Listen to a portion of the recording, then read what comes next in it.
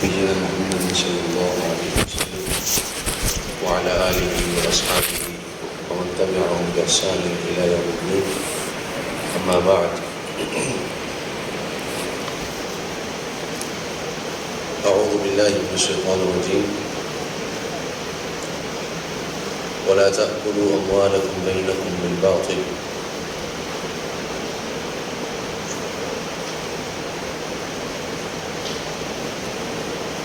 اللہ تعالیٰ نے قرآن مجید میں 2-3 مقامات پر یہ بات ارشاد فرمائی ہے کہ مال کو باطل طریقے سے نہ کھاؤ.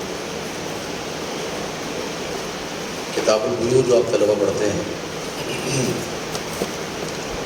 اور اس کو ہم آج کے ماحول میں جو سمجھنے کی کوشش کرتے ہیں، جو بھی ہمارے پاس تجارتیں چل رہی ہیں، جس میں جو اقتصادیات ہمارے پاس ہیں، یہ سارا نظام جو ہے وہ سرمایہ دارانہ نظام سن رہتے ہیں، کیپٹلزم اس کو کہا جاتا ہے. اور یہ نظام، اس کے اندر جو مسائل آج ہم دیکھ رہے ہیں، اس کی وجہ یہ ہے کہ اس نظام کی بنیاد اس معاملے پر ہے یا ان معاملات پر ہے جن معاملات سے اللہ تعالیٰ نے منع فرمایا ہے، اور ان کی طرف اشارہ کیا کہ تم اپنے مالوں کو باطل طریقے سے نہ کھاؤ. وَلَا تَأْكُلُوا أَمْوَالَكُمْ بَيْنَكُمْ بِالْبَاطِلِ. باطل طریقے سے اپنے مالوں کو نہ کھاؤ. نبی صلی اللہ علیہ وسلم نے اپنے زمانے میں جن بیوع سے منع کیا تھا، ان بیوع کے بارے میں علماء یہ ذکر کرتے ہیں کہ وہ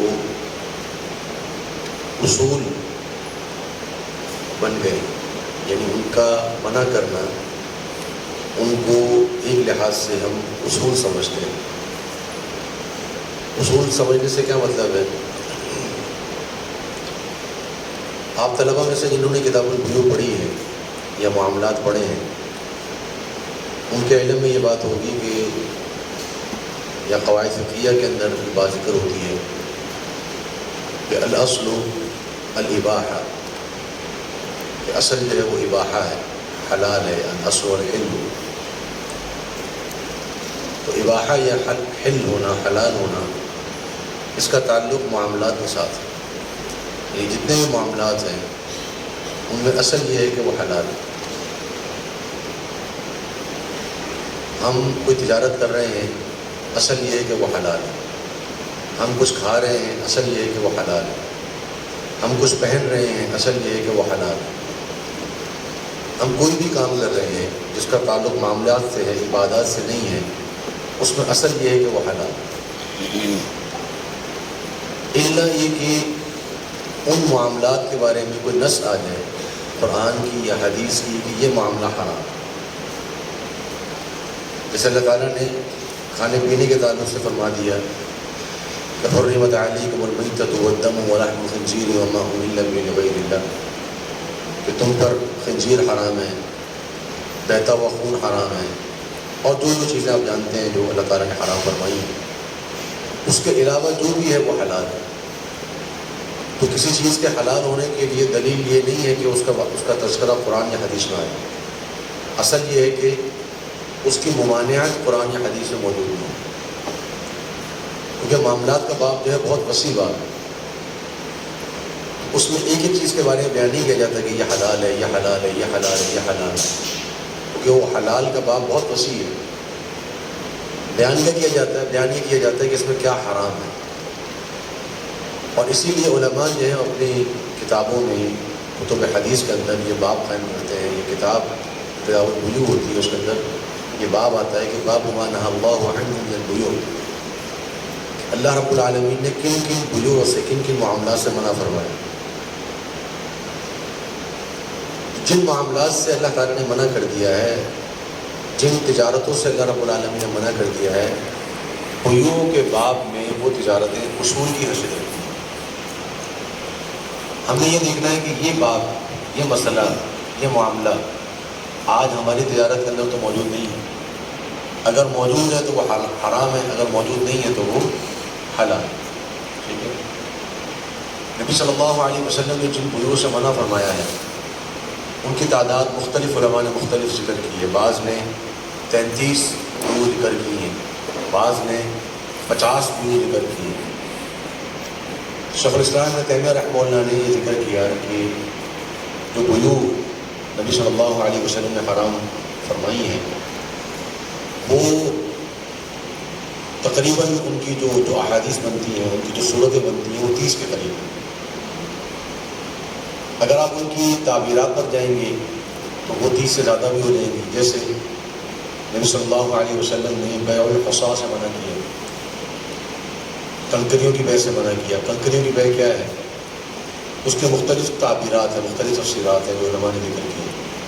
مثلاً یہ کہ کوئی شخص تجارت کرتا ہے اور وہ زمین بیچ رہا ہے اور وہ کہتا ہے کہ تم کنکری پھینکو، جہاں تک یہ کنکری جائے گی تو وہاں تک کی زمین تمہاری ہے. قیمت پہلے سے طے کر لیتے ہیں، قیمت پہلے سے طے ہے، جہاں تک کنکری جا رہی ہے یہ پتہ نہیں کہاں تک جائے گی. اس سے نبی صلی اللہ علیہ وسلم نے منع کر دی. اسی بیع الحصا کی ایک اور تعبیر یہ آتی ہے کہ بیع کسی اور چیز کی ہو رہی ہے لیکن وہ کہتے ہیں کہ جب آپ قیمت طے کر رہے ہوں گے، جب میں کنکری پھینک دوں گا تو اس وقت وہ قیمت مقرر ہوگی. اب یہ پتہ نہیں کہ وہ کنکری کب پھینکے گا. اسی طریقے سے بیع حبل الحبلہ ہے، آپ لوگوں نے پڑھی ہوگی عمدۃ الاحکام میں اور صحیح بخاری سے مسلم وغیرہ کے اندر. حبل الحبلہ یعنی حمل کی بیع. اب یہ ایک حدیث ہے، اس کی 3 تعبیرات ہیں. تو جب ہم تعبیرات کی طرف جاتے ہیں، تشریحات کی طرف جاتے ہیں تو اس طور پہ ان ممنوع بیوع کی جو اقسام ہیں وہ 30 سے زیادہ چلی جاتی ہیں. لیکن علماء یہ ذکر کرتے ہیں، خاص طور پر شیخ الاسلام نے بھی اس بات کو ذکر کیا کہ یہ تمام ممنوع بیوع جو ہیں یہ 5 اصول کی طرف لوٹتی ہیں. تمام ممنوع بیوع جو ہیں یہ 5 اصول کی طرف لوٹتی ہیں. اور وہ اصول کیا ہیں؟ ایک ہے ربا، سود. دوسرا ہے غرر، غین کے ساتھ. تیسرا ہے ضرر، فوت کے ساتھ. اور چوتھا ہے کہ جس چیز کی بیع کو حرام قرار دے دیا گیا اس کو کہتے ہیں حرام مبیع، یعنی جس چیز کو بیچنا ہی حرام قرار دے دیا گیا. اور 5واں ہے کہ کوئی خارجی صورت ہے جس کی وجہ سے وہ بیع حرام ہو جاتی ہے. مثلاً مسجد کے اندر تجارت کرنا منع ہے. اب اگر ایک حلال چیز بیچی جا رہی ہے لیکن مسجد میں بیچی جا رہی ہے تو وہ تجارت کرنا حرام ہو جائے. تو یہ 5 اصول ہیں جو علماء نے ذکر کیے ہیں. جتنی بھی بیوع احادیث میں ذکر ہوتی ہیں وہ ان 5 کی طرف لوٹتی ہیں. صحیح. اب ان 5 کی تعبیرات، ان کی تفصیلات اور ان کے مسائل بہت زیادہ ہیں اور خاص طور پہ ان کی تطبیقات آج کے دور کے اندر وہ ہمارے لیے سمجھنا ضروری ہے. مثلا ربا کا باب ہے تو ربا کس کو کہتے ہیں، اس کی تعریف کیا ہے، اس کی اقسام کیا ہیں، اور اس کے اندر پھر جو بینک آتا ہے آج کل ہمارا جو بینکنگ سسٹم ہے اس کے اندر سود کس طرح سے ہے، سود ہے یا نہیں ہے، کون سی صورت میں سود ہے، کون سی صورت میں نہیں ہے، اسلامی بینکوں کے کیا معاملات ہیں. تو یہ ساری چیزیں ہماری ربا کے باب میں آتی ہیں. لیکن چونکہ آج ہمارا وقت تھوڑا مختصر ہے تو میں اس میں سے ایک چیز کی وضاحت کروں گا یا ہم اس کو سمجھنے کی کوشش کریں گے، اور وہ ہے غرر، غین کے ساتھ. غرر کا ترجمہ کیا ہے؟ ہم غرر کس کو کہتے ہیں؟ طالب علم کسی کے علم میں ہو. غرر غین کے ساتھ دھوکہ دینا، یہی معنی اس کا یا اور کوئی معنی؟ غرر کس کو کہتے ہیں؟ جی تو اس کو ہم کہیں گے کیا غرر کو؟ یہ تو آپ نے اقسام بیان کی. غرر کا معنی جو ہے وہ دھوکہ دینا نہیں ہے. دھوکہ دینا جو ہے وہ ضرر میں آتا ہے، ضاد والی، جس کو کہتے ہیں نقصان پہنچانا کسی کو. تو کسی کو دھوکہ دینا یہ کس میں آئے گا؟ ضرر. یہ غرر میں نہیں آتا. غرر کہتے ہیں جہالت کو، لا علمی کو، ٹھیک ہے، ایک چیز کا مجہول ہونا. اور اس کی تعریف شیخ الاسلام فرماتے ہیں کہ مستور العاقبہ، یعنی ایسا معاملہ کہ جس کا انجام معلوم نہیں. مستور العاقبہ یعنی ہر وہ معاملہ جس کا انجام ہمیں معلوم نہیں، اس کو غرر کہا جاتا ہے. صحیح ہے؟ کیسے؟ اب غرر کے بارے میں، غرر کی یہ ایک اصول ہمارے سامنے آ گیا. غرر کیا ہے؟ ہر وہ معاملہ کہ جو کیا ہو، مستور العاقبہ ہو یا مجہول العاقبہ ہو، جس کا انجام ہمیں معلوم نہ ہو. تو یہ وہ غرر ہے. اب نبی صلی اللہ علیہ وسلم نے مختلف وجوہ سے منع فرمایا. مثلا آپ صلی اللہ علیہ وسلم نے منع فرمایا بیع، نہا رسول اللہ صلی اللہ علیہ وسلم عن بیع الملامسة والمنابذة. ٹھیک ہے، ان دو احکام کی حدیث ہے کہ نبی صلی اللہ علیہ وسلم نے ملامسہ اور منابذہ کی بیع سے منع کی. تو ملامسہ کس کو کہتے ہیں؟ ملامسہ کی کیا تعریف ہے یا اس کی وضاحت کیا ہے؟ چھو کے کیا کرنا؟ طے کرنا. اور منابذہ کیا ہے؟ پھینکنا کسی چیز کو. ٹھیک ہے، اس کی صورت کیا ہے؟ ملامسہ من باب مفاعلہ ہے. ٹھیک ہے، لیکن اس میں لمس ایک طرف سے ہوتا ہے، دوسرے کی طرف سے اجازت ہوتی ہے. ٹھیک ہے، یا اس پر رضا ہوتی ہے. تو وہ لمس ملامسہ کیا ہے؟ ملامسہ یہ ہے کہ قیمت طے ہوگی. مثلا کوئی شخص کپڑے بیچ رہا ہے، اس کی دکان ہے کپڑے بیچنے. اب خریدار آتا ہے، مشتری آتا ہے، وہ کہتا ہے کہ مجھے یہ چیز خریدنی ہے، کپڑا خریدنا ہے. اب بائع جو ہے، جو بیچ رہا ہے کپڑے کو، وہی کہتا ہے کہ جی آپ 10 درہم مجھے دیں، آنکھ بند کریں، دکان میں جائیں، جس کپڑے کو آپ کا ہاتھ لگ گیا وہ آپ کا. ٹھیک ہے، تو قیمت پہلے سے طے ہے. قیمت کیا ہے؟ پہلے سے طے ہو چکی. اگر قیمت پہلے سے طے نہ ہو تو پھر یہ منع نہیں ہے. مثلا اگر وہ کہتا ہے کہ جی کسی کپڑے کو آپ کا ہاتھ لگ گیا، ٹھیک ہے، تو پھر ہم اس کے بارے میں لین دین کریں گے. مثلا اگر وہ کپڑا کم قیمت کا ہے تو کم قیمت میں خرید لیں، زیادہ قیمت کا ہے تو زیادہ قیمت میں خرید لیں. قیمت طے نہیں ہو تو پھر مسئلہ الگ ہے. لیکن مسئلہ کیا ہے کہ قیمت پہلے سے طے کر لیں، اور قیمت طے کرنے کے بعد پھر وہ کہتا ہے کہ آنکھیں بند کر کے آپ ہاتھ لگیں. اسی طریقے سے منابذہ ہے. منابذہ یہ بھی مفاعلہ کے باب سے، اور اس میں حقیقتاً منابذہ ہوتا ہے. ایک طرف سے وہ کپڑا پھینکتا ہے، دوسری طرف سے اس کا سامان پھینکتا ہے، یا دونوں طرف سے مبی پھینکا جاتا ہے جس کا آپس میں تبادلہ کرنا ہوتا ہے. اب اس کو معلوم نہیں ہے کہ سامنے والا کیا پھینکے گا، اور سامنے والے کو پتہ نہیں کہ اس نے کیا پھینکے گا. تو یہ منابذہ کی مختلف تعبیرات ہیں جو علماء نے کی. اب اس کے اندر اب ملامسہ تو ہو گیا، منابذہ بھی ہو گیا، منع نبی صلی اللہ علیہ وسلم نے منع کر دیا. اس کے اندر ممانعت کی وجہ کیا ہے؟ کیوں منع ہے؟ کہ کس اصول کی طرف لوٹے گا؟ غرر کی طرف. جی، غرر کی طرف. کیوں غرر کی طرف لوٹے گا؟ مستور العاقبہ ہے نا، پتہ نہیں ہے کہ آخر میں کیا ہوگا. پتہ نہیں ہے کہ آخر میں کیا ہوگا. جب پتہ ہی نہیں ہے آخر میں کیا ہوگا تو اس کے اندر کیا آ گیا؟ غرر آ گیا. تو جس بیع میں غرر آ جاتا ہے وہ بیع منع ہو جاتا ہے. بعض روایات میں آتا ہے نبی صلی اللہ علیہ وسلم سے کہ نہا رسول اللہ عن بیع الغرر، کہ نبی صلی اللہ علیہ وسلم نے غرر کی بیع سے منع فرمایا. اور بعض روایات میں مختلف صورتیں آتی ہیں، جیسے میں نے نام ذکر کیا نہا رسول اللہ صلی اللہ علیہ وسلم عن بیع حبل الحبل. اب بیع و حبل الحبلہ کی 3 تعبیرات جو علماء بیان کرتے ہیں وہ کیا ہے؟ ایک ہے کہ بیع حبل الحبلہ یہ ہے کہ اونٹنی ہے، اونٹنی کے پیٹ میں بچہ ہے. ٹھیک ہے، تو یہاں جو بچہ ہے اس کا جو آگے حمل ہوگا اس کی بیع ہو رہی ہے. یعنی اونٹنی کے حمل کی بیع نہیں ہو رہی، بلکہ حمل کا جو حمل ہوگا اس کی بیع ہو رہی ہے. ٹھیک ہے، ایک تعبیر یہ ہے. ایک تعبیر یہ ہے کہ نہیں، حبلہ سے مراد جو ہے اونٹنی ہے، اور حمل سے مراد اس کا حمل ہے. یعنی اس اونٹنی کے پیٹ میں جو بچہ ہے اس کی بیع ہو رہی ہے. یہ دوسری تعبیر ہے. تیسری تعبیر یہ ہے کہ بیع کسی اور چیز کی ہو رہی ہے. لیکن اس کی قیمت مقرر کرنے کے لیے حبل الحبلہ کو معیار مقرر کیا گیا کہ اس چیز کی قیمت میں جب دوں گا جب یہ اونٹنی بچہ جنے گا. ٹھیک ہے. اب یہ 3 تعبیرات آپ کے سامنے آئیں.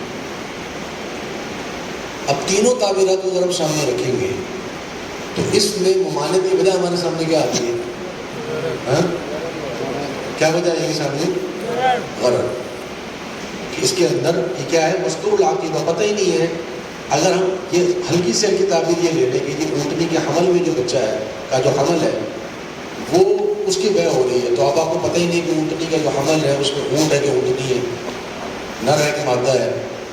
اور اب جب وہ حمل آئے گا، جب وضع حمل ہوگا تو وہ ناقص ہوگا کہ تام ہوگا. ٹھیک ہے. اور وہ اس کا رنگ کیسا ہوگا، ٹھیک ہے، اس کی جسامت کیسی ہوگی، آپ کو کچھ نہیں پتا. اس وجہ سے یہ کیا ہے، اس سے نبی صلی اللہ علیہ وسلم نے منع فرمایا. تو غرر جو ہے، غرر کی بے، اس سے آپ صلی اللہ علیہ وسلم نے کیا کیا ہے؟ منع فرمایا. جو بھی صورت آتی ہے غرر کی اس کی ممانعت. اور غرر آپ اصول فقہ پڑھتے ہیں، اصول فقہ کے اندر، بلکہ اس سے پہلے ایک اور بات، غرر سے منع کیوں کیا نبی صلی اللہ علیہ وسلم؟ غرر کی بے سے منع کیوں کیا؟ غرر کی بے سے منع اس لیے کیا ہے کیونکہ علماء اس کی حکمت ذکر کرتے ہیں کہ لأنه مفضی إلى النزاع، کہ غرر جو ہے یہ جھگڑے کی طرف لے جاتا ہے. لیکن اب ایک شخص کو نقصان ہوا، اس نے سودا تو کر لیا، لیکن سودا کرنے کے بعد جو چیز اس کو مل رہی ہے، ٹھیک ہے، اب اس پر راضی نہیں ہے، یا اس کو جو چیز ملی وہ بہترین مل گئی، بیچنے والا راضی نہیں. ٹھیک ہے. اب اس میں درمیان میں کیا ہو گیا؟ اختلاف ہو گیا. تو اس کے اندر چونکہ جھگڑے کی طرف معاملہ جاتا ہے، اختلاف کی طرف مسئلہ جاتا ہے، اس لیے شریعت نے سے منع کیا. چاہے طرفین اس پر راضی ہی کیوں نہ ہو، بائع اور مشتری دونوں راضی ہیں، تب بھی یہ معاملہ کیا ہوگا؟ کیا ہوگا؟ حرام ہوگا. ٹھیک ہے. اور اس کا جو حکم تکلیفی ہے، آپ اصول فقہ پڑھتے ہیں، ایک ہے احکام تکلیفی ہے، ایک ہے احکام وضعی ہے. ٹھیک ہے. حکم تکلیفی کیا ہوگا اس کا؟ یہ حرام ہے. یہ احکام تکلیفی آپ نے پڑھے ہیں، اس میں ایک حرام ہے، حکم تکلیفی. یہ بے کیا ہے؟ حرام. لیکن احکام وضعیہ کے اندر آپ نے پڑھا ہے کہ صحیح ہو یا فاسد ہو یا باطل ہو. ٹھیک ہے. اگر یہ بے ہو جائے، یعنی حبل الحبلہ کی بے ہو گئی، صحیح، تو کیا یہ بے منعقد ہوگی یا نہیں ہوگی؟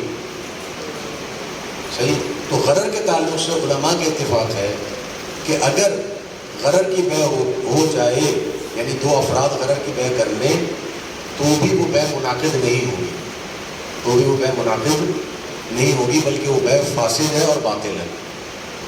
آپ فقہ حنفی کی تعبیر لے لیں یا جمہور کی تعبیر لے لیں. ٹھیک ہے. یا وہ فاسد ہے یا وہ باطل ہے. صحیح. تو بے منعقد نہیں ہوگی کہ اجماع علماء. بعض گفتگو ایسی ہوتی ہے کہ جن سے نبی صلی اللہ علیہ وسلم منع کیا ہے، لیکن اگر طرفین راضی ہو جائیں تو بے منعقد ہو جاتی ہے. جیسے آپ نے بے پڑھی کہ بے تشریح جس کو ہم کہتے ہیں، حدیث مسرات بڑی مشہور حدیث ہے. ٹھیک ہے. احناف اس حدیث کو بڑا نقد کرتے ہیں، لیکن وہ متفق علیہ روایت ہے. اس حدیث کے اندر کیا ہے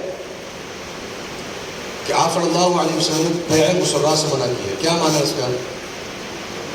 جناب عبداللہ بن عمر یا جناب ابو ہریرہ دونوں سے روایات ہیں، وہ اس کی وضاحت کرتے ہیں.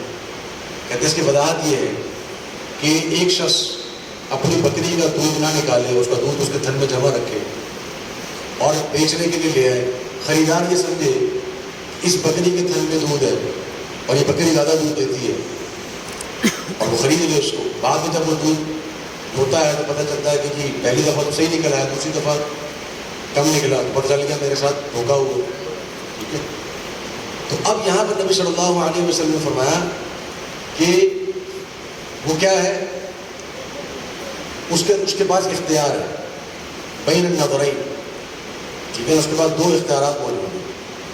چاہے تو انشاء امسکہا، چاہے تو اس کو روک لے، ٹھیک ہے، او شاء ردہا وساع من تمر، اور چاہے تو اس کو لوٹا دے اور ساتھ میں ایک سا وہ کھجور بھی دے دے.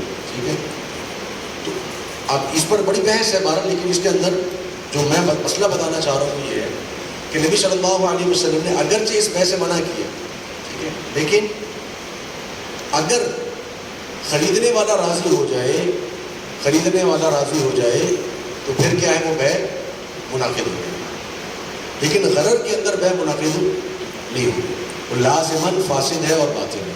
ٹھیک، تو بے حبل الحبلہ ہو یا بے ملامسہ ہو یا مناقضہ ہو، جتنی بھی بیوع ہیں جو آپ نے پڑھی ہے، وہ ساری کی ساری بیوع فاسد ہوں گی اور باطل ہوں گی، وہ منعقد نہیں ہوں گی. کیوں منعقد نہیں ہوں گی؟ کیونکہ اس کے اندر غرر موجود ہے، اور جس بے کے اندر بھی غرر ہوتا ہے وہ بے منعقد نہیں ہوتی، وہ بے حرام بھی ہے اور منعقد بھی نہیں. ٹھیک ہے، یہ چند موٹے موٹے اصول میں نے آپ کو غرر کے تعلق سے بیان کی. اچھا، غرر کے حوالے سے دو باتیں اور ذہن میں رکھیں. ایک تقسیم علماء کے ہیں غرر کی، اس کو کہتے ہیں غرر یسیر اور غرر فاحش. غرر یسیر اور غرر فاحش. ٹھیک ہے، غرر یسیر کیا ہوتا ہے؟ یسیر کا مطلب ہوتا ہے قلیل، یعنی کم غرر ہو. اور ایک ہے غرر فاحش، بہت زیادہ غرر ہو. تو علماء یہ کہتے ہیں کہ اگر کسی مسئلے میں غرر یسیر ہو، کم غرر ہو، تو وہ غرر پھر بھی اس میں کیا ہے، حرج نہیں. ٹھیک ہے، اس کی بعض علماء یہ مثال دیتے ہیں، آج کل کے دور کے حساب سے آپ کو مثال دے رہے ہیں. آپ لوگوں نے سنا ہوٹلوں کے اندر ایک بوفے سسٹم ہوتا ہے. بوفے سسٹم سنا ہے نا آپ لوگوں نے؟ کیا ہوتا ہے بوفے سسٹم میں؟ آپ کھانا کھانے جا رہے ہیں، ٹھیک ہے، تو آپ کو پتہ ہے کہ 1000 روپے یا 1500 روپے آپ کو دینے ہوں گے، اور پھر بہت ساری ڈشیں رکھی ہوئی ہیں، آپ جو مرضی کھائیں. ایسے ہی ہوتا ہے نا بوفے سسٹم. ٹھیک ہے، اب اگر بوفے سسٹم میں جائے گا کوئی ہلکا پھلکا آدمی، وہ اپنا نقصان کرے گا. اور اگر جائے گا کوئی آپ جیسا آدمی، کوئی طالب علم، وہ تو دھجیاں اڑا دے گا اس کی، اپنے 1500 اور اگلے کے 1500 وصول کر کے آئے گا. ہے کہ نہیں ہے سر؟ تو اب یہاں پر قیمت ایک ہے، قیمت دینے والے کو علم نہیں ہے کہ اس نے کتنا کھانا، اور قیمت وصول کرنے والے کو بھی علم نہیں ہے کہ سامنے والا کتنا کھائے. وہ اندازہ لگا لے گا آپ کو دیکھ کے کہ یہ مولوی صاحب آئے ہیں تو یہ پورا وصول کر کے جائیں گے. ٹھیک ہے نا، لیکن اس کو پتہ نہیں ہے کہ یہ کیا کھائیں گے اور کتنا کھائیں گے. صحیح. اب اس مسئلے میں بوفے سسٹم میں علماء کے اختلاف ہے. اس کے اندر سبب کیا آ رہا ہے ممانعت کا؟ کیا آ رہا ہے سبب؟ غرر. ٹھیک ہے، اب بعض علماء کے نزدیک اس میں غرر یسیر ہے. اس میں کیا ہے؟ غرر ہے، لیکن کیا ہے؟ یسیر ہے. کیوں یسیر ہے؟ کہتے ہیں کیونکہ اس کو پتہ ہے کہ یہ ایک بندے کی قیمت ہے، اور ایک بندے کا کھانا عموماً پتہ ہوتا ہے. ٹھیک ہے، اللہ کے مولوی صاحب ہے، یہ مولوی صاحب کو پتہ ہوتا ہے. اور دوسرا اس کو پتہ ہے کہ اس کے اندر ڈشیں کون کون سی رکھی ہوئی ہیں. ایسا تو نہیں نا کہ اگر اس نے 5 ڈشیں رکھی ہوں تو یہ کوئی چھٹی کھا کے چلا جائے گا، وہ 5 میں سے کچھ نہ کچھ کھائے. ٹھیک ہے، تو اس وجہ سے اس مسئلے میں کیا آ جائے گا؟ غرر تو ہے، لیکن کیا ہے؟ یسیر. صحیح. اس لیے علماء اس کو کہتے ہیں کہ یہ غرر، یہ اس سے یعنی اس کی ہم اجازت دے دیں گے نا، اس سے مسامحت اختیار کرتے ہیں، اس کو چھوڑ دیتے ہیں، اجازت دے دیتے ہیں. اور بعض علماء جو ہیں کہتے ہیں کہ نہیں، یہ غرر فاحش ہے. ٹھیک ہے، تو ان کے نزدیک یہ بوفے سسٹم حرام ہے. تو یہ غرر یسیر اور غرر فاحش کی ایک تقسیم ہے علماء کی. صحیح. غرر کی ایک اور تقسیم ہے، وہ ہم کہتے ہیں اس کو کہ غرر فی الاصل اور غرر فی التابع للاصل. ایک ہے غرر فی الاصل اور ایک ہے غرر فی التابع للاصل. غرر فی الاصل کیا ہوتا ہے؟ غرر فی الاصل یہ ہے کہ جو چیز بیچی جا رہی ہے اسی میں غرر ہے. ٹھیک ہے، یہ حبل الحبلہ ہے، اسی میں غرر آ گیا. بے الملامسہ ہے، جو چیز بیچی جا رہی ہے اسی میں غرر آ گیا. یا تو مبیع میں غرر ہوتا ہے یا ثمن میں غرر ہوتا ہے. ٹھیک ہے، تو یہ غرر فی الاصل. غرر فی الاصل تو بالاتفاق کیا ہے؟ حرام. ایک ہے غرر تابع للاصل، اصل میں غرر نہیں ہے لیکن اس کا جو تابع ہے اس میں غرر آ رہا ہے. صحیح. اس کی مثال ہمیں حدیث میں ملتی ہے. وہ کیا مثال ہے کہ نبی صلی اللہ علیہ وسلم نے فرمایا من باع نخلا قد ادبرت وثمرته للبائع الا ان يشترط المبتاع. حدیث پڑھی ہوگی آپ لوگوں نے. آپ نے کسی طلبہ نے پڑھی ہوگی. کیا حدیث ہے کہ من باع نخلا قد ابرت، کہ جب ایک شخص نے کھجور کا باغ بیچا جس میں اس نے تعبیر کر دی ہے. تعبیر یعنی اس کا جو نر پھول ہے وہ اٹھا کے مادہ پھول اس کو چھڑک دیا ہے یا لگا دیا، پیبند کاری جس کو ہم کہتے ہیں. تو اس نے تعبیر کر دی ہے، اس کو بڑی محنت ہوتی ہے اس کو، ٹھیک ہے نا، اس کو جوڑنا، ساتھ میں لگانا، اس کو درختوں پہ چڑھنا، ٹھیک ٹھاک محنت ہوتی ہے اس کو. تو اس محنت کے بعد اگر وہ اپنا کھجور کا درخت یا کھجور کا باغ بیچتا ہے تو اس کا جو پھل ہے وہ بیچنے والے کا ہے، کیونکہ محنت اس کی. جو خریدار ہے اس نے پھل نہیں خریدا، اس نے باغ خریدا. اس نے کیا خریدا ہے؟ باغ. یا اس نے درخت خریدا، اس نے درخت خریدا ہے یا اس نے باغ خریدا، اس نے پھل نہیں خریدا. تو پھل کس کا ہے؟ بیچنے والے کا، کیونکہ اس نے محنت کی ہے. ٹھیک ہے. اور اگلا جو پھل آئے گا وہ باغ کے مالک کا ہوگا، لیکن یہ جو پھل آئے گا کیونکہ اس پر وہ محنت کر چکا ہے تو لہٰذا یہ کس کا ہے؟ یہ بائے کا. یہاں تک مسئلہ واضح ہے. ٹھیک ہے. آگے کیا فرمایا؟ اِلَّا أَن يَشْتَرِطَ الْمُبْتَاعُ، مگر یہ کہ خریدار شرط لگا دے. خریدار کیا شرط لگا دے؟ کہ جی میں باغ بھی خریدوں گا اور باغ کا پھل بھی خریدوں گا. ابھی پھل لگا نہیں ہے، ابھی یہ پھل لگا نہیں ہے، پھل کے ابھی پھول نکلے ہیں اور تعبیر کر دی گئی ہے، ابھی پھل بیچا نہیں، پھل نکلا نہیں ہے. لیکن نبی صلی اللہ علیہ وسلم نے فرمایا کہ اگر خریدار درخت کے ساتھ ساتھ پھل بھی خریدے گا، شرط لگا دے گا، تو پھر وہ پھل کس کا ہو جائے گا؟ خریدار کا. پھر بیچنے والا اگر راضی ہو جاتا ہے تو پھر وہ پھل ہو جائے گا خریدار کا. اب بیچنے والا ظاہری بات ہے اس پھل کی قیمت وصول کرے گا کہ نہیں کرے گا؟ قیمت وصول کرے گا. لیکن وہ پھل کتنا لگے گا کہ کسی کو پتہ ہے؟ کسی کو نہیں پتہ، کیونکہ ابھی پھول لگے، پھل نہیں لگا. ٹھیک ہے. جب پھول لگے ہیں پھل نہیں لگا، ابھی پھل کا پتہ ہی نہیں کہ پھل کتنا لگ رہا ہے. صحیح ہے. تو اس پہ غرر ہے کہ نہیں ہے؟ غرر ہے کہ نہیں ہے؟ پھل کے اندر غرر موجود ہے کہ نہیں ہے؟ بات سمجھ میں نہیں آئی میرا خیال. ہاں، تو جو پھل وہ بیچ رہا ہے اس کے اندر غرر ہے کہ نہیں ہے؟ غرر ہے. نبی صلی اللہ علیہ وسلم اس غرر کی اجازت دے رہے. کیوں دے رہے؟ کیونکہ یہ جو غرر ہے یہ اصل میں نہیں ہے. جو باغ وہ بیچ رہا ہے اس پہ کتنے درخت لگے ہوئے سب کو پتہ ہے. یا وہ درخت بیچ رہا ہے، وہ درخت واضح ہے کہ کیا درخت ہے. غرر کس کے اندر ہے؟ تابع، جو درخت کے ساتھ آ رہا ہے. تو اصلاً وہ پھل نہیں خریدا، اصلاً وہ کیا خرید رہا ہے؟ باغ خرید رہا ہے. جو پھل آ رہا ہے اس کے تابع کے طور پر آ رہا ہے. بات آ رہی سمجھ میں؟ تو جب تابع ہو اور تابع میں غرر ہو تو اس میں کوئی حرج نہیں ہے. ٹھیک ہے. اس کی مثال میں اب آپ کو آج کل کے زمانے کی دیکھیں. آپ کسی دکان پہ جاتے ہیں اور دکان والا یہ کہتا ہے یا کوئی کمپنی آپ کو یہ کہتی ہے کہ جی آپ ہماری یہ پتی خریدیں یا آپ ہمارا یہ دودھ خریدیں، ہم اس کے ساتھ آپ کو ایک گفٹ دیں گے. ہم اس کے ساتھ آپ کو کیا دیں گے؟ گفٹ دیں گے. آپ کیا خریدنے گئے؟ پتی خریدنے، یا آپ وہ چیز خریدنے گئے. اب کمپنی آپ کو یہ نہیں بتا رہی کہ آپ کو ملے گا کیا، آپ کو ملے گا کیا، یہ آپ کو نہیں پتا. وہ کہہ رہے ہیں گفٹ دیں گے ہم آپ کو، کوئی آپ ہمارے پاس آئیں ہم آپ کو کوئی نہ کوئی گفٹ دیں گے. تو آپ کو چیز خرید رہے ہیں، آپ کا مقصد وہ چیز خریدنا ہے، آپ کو یہ نہیں پتا کہ اس کے ساتھ کیا ملے گا. ٹھیک ہے. لیکن اس کے وجہ سے آپ ایک چیز خرید رہے ہیں.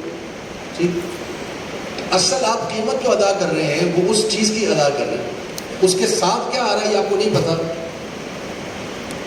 اب یہاں پر اس چیز کے اندر کیا آ گیا ہے؟ غرر آ گیا. اب یہ چیز خریدنا، یہ پتی خریدنا یا کپڑا خریدنا یا دودھ خریدنا، جو بھی چیز جو پیکٹ میں ہے وہ خریدنا آپ کے لیے جائز ہے یا ناجائز ہے؟ وہ جائز ہے. کیوں؟ کیونکہ وہ چیز واضح ہے کہ یہ پتی ہے 500 گرام کا پیکٹ ہے فلانی کمپنی کی. ٹھیک ہے. یہ بسکٹ ہے یہ فلانی کمپنی کا پیکٹ ہے، اس کی آپ قیمت دیں. اس کے ساتھ کیا آ رہا ہے آپ کو نہیں پتا. اب اگر گفٹ آپ کو ملتا ہے تو غرر اس کے اندر موجود ہے، لیکن وہ کیا ہے؟ غرر تابع للأصل. ٹھیک ہے. لیکن یہاں پر ایک مسئلہ میں آپ کو واضح کر دوں. ایک اور میں آپ کو مثال دوں. کوئی اسٹور والا ہے، وہ آپ سے یہ کہتا ہے کہ جی آپ ہمارے پاس خریداری کریں، اور یہ خریداری آپ کریں گے 5,000 روپے کی، تو جب آپ 5,000 روپے کی خریداری کریں گے تو ہم آپ کا جو آپ کا کوپن جو ہے وہ قرآن دازی میں ڈال دیں گے.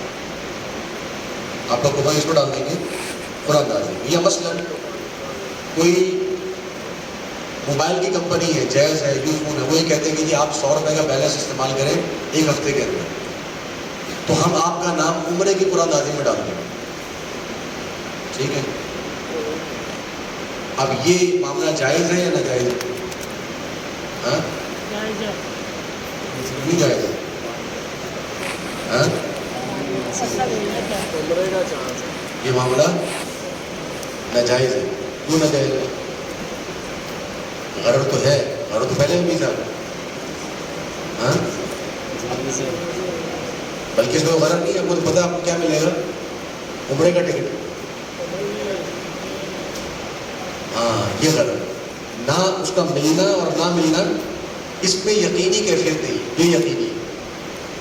ٹھیک ہے؟ اچھا یہ بھی ایک الگ مسئلہ ہے، ملنا نہ ملنا اس میں بے یقینی تو ہے، لیکن مسئلہ اصل میں یہ ہے کہ آپ اس کی قیمت ادا کر رہے ہیں. آپ اس کی کیا کر رہے ہیں؟ ایک قیمت ادا کر. انہوں نے کہا کہ 5,000 روپے کی جو خریداری کرے گا، ٹھیک ہے، اس کا نام ہم قرآن دازی میں ڈالیں گے. جو 5,000 سے کم کی کرے گا اس کا نام نہیں آئے گا. جو 1 ہفتے میں 100 روپے کا بیلنس استعمال کرے گا اس کا نام قرآن دازی میں جائے گا. جو 100 سے کم کا بیلنس استعمال کرے گا اس کا نام نہیں جائے گا قرآن دازی میں. تو انہوں نے اس انعام کے لیے ایک لمٹ مقرر کر دی. ٹھیک ہے؟ ایک قیمت مقرر کر دی. تو جب وہ قیمت آپ دیں گے تو آپ اس قرآن دازی میں شامل ہوں گے. اب اگر میں وہ قیمت ادا کرتا ہوں تو علماء یہ کہتے ہیں کہ وہ قیمت ادا کرنے کے بعد اس چیز کا ملنا یقینی ہونا چاہیے. ملنا کیا ہونا چاہیے؟ یقینی ہونا چاہیے. ٹھیک ہے؟ اور اس چیز کا معلوم بھی ہونا چاہیے. لیکن اگر ایک چیز کی قیمت مقرر نہیں ہے، مثلاً اسٹور والا کہتا ہے کہ جی آپ ہمارا 5,000 کی خریداری کریں یا 5 روپے کی خریداری کریں، ہم آپ کا نام جو ہے وہ کوپن میں ڈال دیں گے. یا مثلاً وہ یہ کہتے ہیں کہ اگر آپ 5,000 روپے کی خریداری کریں گے تو ہم آپ کو 10% ڈسکاؤنٹ دیں گے. جو بھی بندہ 5,000 کی خریداری کرے گا اس کو ہم 10% ڈسکاؤنٹ دیں گے. یہ دونوں صورتیں جائز ہیں. کیوں جائز ہے؟ کیونکہ 5,000 روپے کی خریداری پر آپ کو 10% کا ڈسکاؤنٹ ملنا یقینی ہے. تو جب ایک چیز کی قیمت مقرر ہو جائے نا، جب ایک چیز کی قیمت مقرر ہو جائے تو اس کے لیے 2 شرطیں علماء رکھتے ہیں. ایک یہ ملنا یقینی ہو اور کیا مل رہا ہے یہ بتاؤ. ٹھیک ہے؟ اور اگر قیمت مقرر نہیں ہے تو پھر ملے نہ ملے، کیا مل رہا ہے کیا نہیں مل رہا کوئی مسئلہ نہیں. جو بھی پتی خرید رہا ہے اس کو کچھ نہ کچھ دے رہے ہیں، کوئی نہ کوئی گفٹ دے رہے ہیں، کوئی مسئلہ نہیں. آپ پتی خریدیں آپ کو گفٹ مل جائے گا. ملنا یقینی ہے، کیا ہے پتہ نہیں. لیکن کیوں جائز ہے؟ اس لیے جائز ہے کیونکہ میں اس کی کوئی قیمت ادا نہیں کروں، میں اس کی کوئی لمٹ مقرر نہیں ہے اس کی. ٹھیک ہے؟ تو بہرحال یہ تھوڑا سا باریک مسئلہ میں نے ذکر کر دیا. ایک ہے غرض تابع للاصل اور ایک ہے غرض فی الاصل کا مسئلہ. تو اس کی تطبیقات بہت زیادہ ہیں اور بڑی باریک تطبیقات ہیں. تو غرض کے اندر جو میں ایک مسئلہ آج ذکر کرنا چاہ رہا تھا جو آج کل بہت زیادہ چلتا ہے، ٹھیک ہے، اور وہ طلبہ کے علم میں ہونا چاہیے، اور وہ ہے انشورنس کا مسئلہ. ٹھیک ہے؟ مجھے شیخ صاحب کہہ رہے تھے کہ آپ لوگ تو میں کرپٹو کرنسی کے حوالے سے کچھ چیزیں ذکر کر دوں. تو اس کے لیے کچھ اصول اور کچھ جو ہے بنیاد تفصیلاً ذکر ہونا ضروری ہے. تو وہ انشاءاللہ پھر کسی موقع پر میں آج تھوڑا سا یہ مسئلہ انشورنس کے تعلق سے آپ کو کہتا ہوں. انشورنس کا نام بھی سنا ہوگا آپ نے؟ ٹھیک ہے. انشورنس کس کو کہتے ہیں؟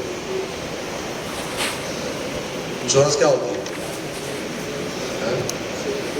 انشورنس کا لفظی معنی کیا ہے؟ انشورنس انگلش کا لفظ ہے. انشورنس کا لفظی معنی کیا ہے؟ کسی کو ضمانت دینا کسی چیز سے، انشور کرا دینا. ٹھیک ہے؟ انشور سے انشورنس، کسی کو ضمانت دے دینا کسی چیز سے. لیکن انشورنس ہوتی کیا ہے؟ انشورنس یہ ہوتی ہے، مختلف طرح کی انشورنس ہوتی ہے.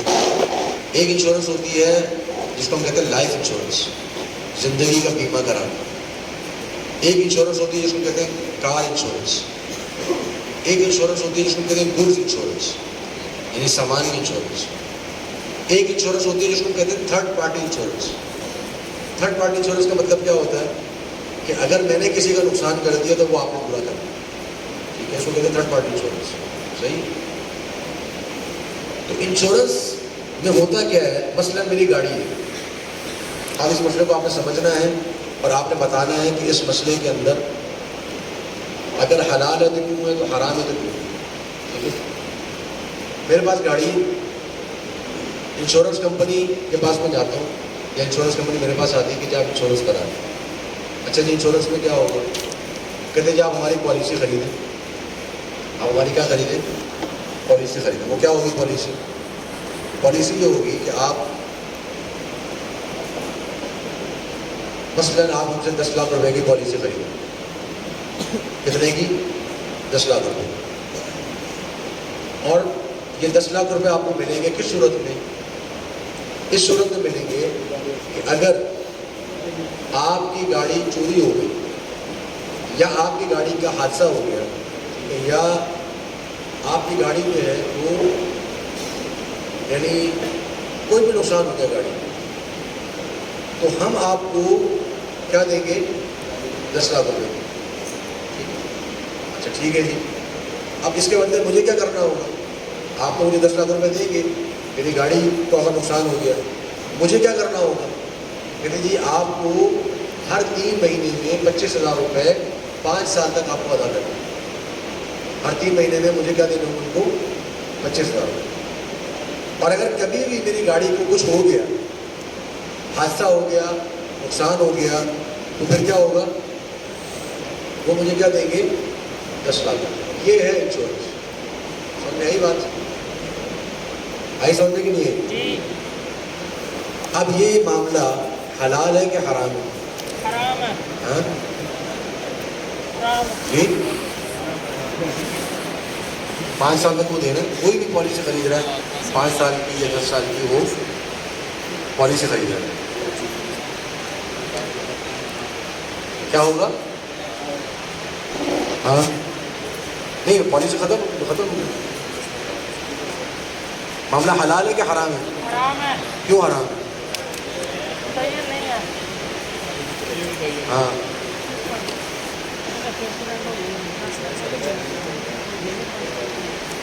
اس میں غرض کہاں پر ہے؟ قیمت میں. ہاں پتہ نہیں ہے کہ کیا ہوگا، ایکسیڈنٹ کب ہوگا. ممکن ہے ایکسیڈنٹ ہو جائے، ممکن ہے نہ ہو. ٹھیک ہے. ممکن ہے کہ ایکسیڈنٹ نہ ہو تو فائدہ کس کا ہے؟ کمپنی کا. کمپنی کا. اور اگر ایکسیڈنٹ ہو گیا تو فائدہ کس کا ہے؟ مالک کا. اور جب ہم معاملہ کر رہے ہیں انشورنس کا، اس وقت پتہ ہے کہ فائدہ کس کو ہوگا، نقصان کس کو ہوگا؟ نہیں پتہ. اس وجہ سے انشورنس کا جو معاملہ ہے اس کے اندر کیا ہے؟ اس کے اندر کیا ہے؟ غرض ہے. ٹھیک ہے. اس وجہ سے علماء کیا کہتے ہیں کہ کیا ہے؟ حرام. ٹھیک ہے. انشورنس کوئی بھی ہو، لائف انشورنس، مثلا میں اپنی زندگی کا انشورنس کرا رہا ہوں کہ اگر میں بیمار پڑ گیا، یا میڈیکل انشورنس کرا رہا ہوں کہ اگر میں بیمار پڑ گیا تو آپ میری جو ادائیگیاں ہیں ہاسپٹل کی، آپریشن کی، وہ آپ ادا کریں گے. یا اگر وہ شخص فوت ہو گیا تو اس کے ورثاء کو وہ رقم ادا کریں گے. یہ لائف انشورنس ہے. گوڈ انشورنس کیا ہے کہ میں کوئی امپورٹ کر رہا ہوں باہر سے سامان منگا رہا ہوں، اگر میرے سامان کو کچھ ہو گیا تو اس سامان کی قیمت آپ ادا کریں گے. ٹھیک ہے. تو یہ گوڈ انشورنس ہے. صحیح. اس طرح کی جتنی بھی انشورنس ہوتی ہے ہماری آج کے زمانے میں، وہ کیا ہے؟ وہ حرام ہے. حرام ہونے کی کئی وجوہات ہیں. ان میں سے ایک وجہ کیا ہے؟ اس کے اندر غرض کا ہوگا. اس کے اندر غرض کا ہوگا. ٹھیک ہے. اچھا یہی معاملہ آج کل چلتا ہے اسلامک انشورنس کے نام سے. اس کو ہم کیا کہتے ہیں؟ آپ نے نام سنا ہے اسلامک انشورنس؟ اس کو کیا کہتے ہیں؟ تکافل. صحیح. تکافل کیا ہوتا ہے؟ ہاں تکافل جو ہے، اچھا انشورنس کے اندر غرض موجود ہے. آپ کو واضح ہو گیا غرض ہے. اس کے اندر جوا بھی ہے اور اس کے اندر جو ہے وہ سود بھی ہے. ٹائم ہے سر؟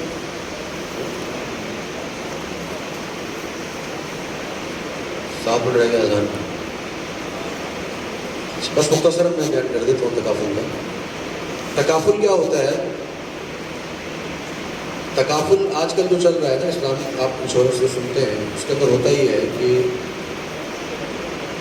ان کا دعویٰ ہے جو اسلامی انشورنس کر رہے ہیں، ان کا دعویٰ ہے کہ جی ہم جو معاہدہ کر رہے ہیں یہ معاہدہ جو ہے یہ من عقود التبرعات ہے. اصل میں عقود کے مختلف اقسام ہیں، ٹھیک ہے. ایک ہوتا ہے عقود المعاوضات، اس کے اندر بیوع آتا ہے، اس کے اندر اجارہ آتا ہے، اس کے اندر اور آتے ہیں معاملات، مزارعہ ہے، ٹھیک ہے، مساقات ہے. ایک ہے عقود اسقاطات و تحفظات و محافظات جس کو ہم کہتے ہیں. ایک ہے عقود التوثیقات و ضمانات. ایک ہے عقود التبرعات. عقود التبرعات کیا ہوتے ہیں؟ جیسے وقف کر دینا کسی چیز کو. اب میں وقف کر رہا ہوں کہ یہ فلانی چیز میں اپنی وقف کر رہا ہوں، تو یہ عقد ہے اس کو، لیکن یہ تبرع ہے، انسان کا اپنی طرف سے تبرع کر رہا ہے. صدقہ کر رہا ہے، یہ عقود التبرعات میں سے ہے. وعدہ کر رہا ہے، یہ من عقود التبرعات میں سے ہے، ٹھیک ہے. ہبہ کر رہا ہے، من عقود التبرعات میں سے ہے. تو وہ کہتے ہیں کہ جی یہ جو غرر ہے نا، غرر یہ منع ہے جب یہ من عقود المعاوضات میں سے ہو، ٹھیک ہے. لیکن اگر غرر جو ہے وہ من عقود التبرعات میں سے ہو تو منع نہیں. مثلا اگر میں کسی کو کہتا ہوں کہ جی میں آپ کو صدقہ کروں گا، میری مرضی جتنا مرضی صدقہ کروں، ٹھیک ہے، یا میں وقف کروں گا، میری مرضی میں جتنا مرضی وقف کروں، تو اس کے اندر اگر غرر موجود ہے تو اس میں کوئی حرج نہیں، ٹھیک ہے. شریعت کا اصول ہے کہ یغتفر فی عقود التبرعات ما لا یغتفر فی عقود المعاوضات، کہ بخش دیا جاتا ہے یا معاف کر دیا جاتا ہے یا مسامحت اختیار کی جاتی ہے ان چیزوں میں سے، عقود التبرعات میں سے، عقود التبرعات میں جن چیزوں کو معاف نہیں کیا جاتا عقود المعاوضات، ٹھیک ہے. اس کی کئی مثالیں ہیں. بہرحال اصول یہ ہے، تو سادہ سا اصول یہ ہے کہ تکافل کے بارے میں ان کا دعویٰ یہ ہے کہ ہم اس کے اندر عقود تبرع کر رہے ہیں، عقود معاوضہ نہیں کر رہے، ٹھیک ہے. عقود تبرع کیسے کر رہے ہیں؟ کہتے ہیں جی ہم ایک پول بنا رہے ہیں، پول سمجھتے ہیں آپ لوگ، ٹھیک ہے. اس پول کے اندر ہر بندہ اپنی رقم ڈالتا ہے، ہر بندہ اپنی رقم ڈالتا ہے، اپنی رقم کو وقف کرتا ہے، اپنی رقم کو کیا کرتا ہے؟ وقف کرتا ہے، ٹھیک ہے. اور اس شرط کے ساتھ وقف کرتا ہے کہ اگر میری گاڑی کو نقصان ہوا یا میری جان کو نقصان ہوا تو اس وقف پول میں سے میرا نقصان پورا کیا جائے. یہ مختصر میں نے بالکل آپ کو اختصار کے ساتھ بات بتائی، ٹھیک ہے. تکافل کے جو معاملات ہیں اس کے اندر ماڈل جو ہیں مختلف طریقے کے ہوتے ہیں. کئی اندر وقف ہوتا ہے، اس کے اندر جو وکالہ ہوتا ہے، اس کے اندر جو مضاربہ ہوتا ہے، مختلف چیزیں اس کے اندر ہوتی ہیں. لیکن اصول یہ ہے کہ میں اپنی رقم کو وقف کر رہا ہوں اس شرط پر کہ اگر میرا نقصان ہو تو میرا نقصان پورا کیا جائے، ٹھیک ہے. اب یہ میں اپنی رقم کو وقف کر رہا ہوں، تو لہٰذا چونکہ میں وقف کر رہا ہوں اس وجہ سے یہ معاوضات میں سے نہیں آئے گا، یہ تبرعات میں سے آئے گا. تو اگر اس کے اندر غرر آ جاتا ہے، مثلا مجھے کتنا نقصان ہوگا پتہ نہیں ہے، ٹھیک ہے، اس کے اندر غرر آ گیا. اب اگر اس پول میں سے میری رقم ادا کی جائے گی تو اس میں کوئی حرج نہیں. یہ تکافل والوں کا دعویٰ ہے، اختصار میں نے آپ کو بتایا، ٹھیک ہے. ہم یہ کہتے ہیں کہ بھائی بات یہ ہے کہ یہ من عقود تبرعات نہیں ہے، یہ من عقود معاوضات ہی ہے. کیسے؟ میں نے اگر تکافل کی کوئی پالیسی سائن کی ہے اور میں چند مہینوں کی قسطیں ادا نہیں کروں گا تو کیا آپ میرا نقصان پورا کریں گے؟ کہتے نہیں، آپ کا نقصان پورا نہیں کریں گے. اس کا مطلب کیا ہوا؟ اس کا مطلب یہ ہوا کہ مجھے میرا جو آپ نقصان پورا کر رہے ہیں وہ اس رقم کے عوض میں پورا کر رہے ہیں جو میں رقم آپ کو دوں. تو وقف تو نہیں ہوا نہیں. میں اگر کسی کو کہوں کہ جی میں آپ کو صدقہ دے رہا ہوں اس شرط پر کہ آپ میرا گھر تعمیر کریں گا، یہ صدقہ ہوگا؟ صدقہ تو نہیں ہوا. میں کہوں کسی کو جی میں آپ کو صدقہ دے رہا ہوں اس شرط پر کہ آپ میرا گھر، میری دیوار بنا دو، یہ صدقہ تو نہیں ہوا. یہ کیا ہوا؟ یہ تو اجارہ ہو گیا، یہ تو عقود المعاوضات ہو گیا، ٹھیک ہے. تو اگر آپ نے کہا کہ جی میں وقف کر رہا ہوں، لیکن اگر آپ اس کی رقم کو، اس کو جو ادائیگی ہے اس کو مشروع کر دیتے ہیں اس وقف کے ساتھ، یہ من عقود المعاوضات میں سے ہے، من عقود التبرعات میں سے نہیں ہے. اس کے اندر بھی غرر موجود ہے، اس کے اندر بھی سود موجود ہے، ٹھیک ہے. تو لہٰذا تکافل بھی غرر میں آتا ہے، انشورنس بھی غرر میں آتا ہے. تکافل کی بھی کوئی صورت جائز نہیں ہے اور انشورنس کی بھی کوئی صورت جائز نہیں ہے. تو میں آپ خلاصے کی طرف بڑھتا ہوں. تو جتنے بھی معاملات ہیں کیونکہ نبی صلی اللہ علیہ وسلم نے بیان فرمایا جن کے اندر حرام جو جن کو دنوں قرار دی ہے ان کے اندر ایک سبب ہے جس کو ہم کہتے ہیں غرر، اور غرر جو ہے اس کی تعریف ہے مستور العاقبہ، کہ جس کا انجام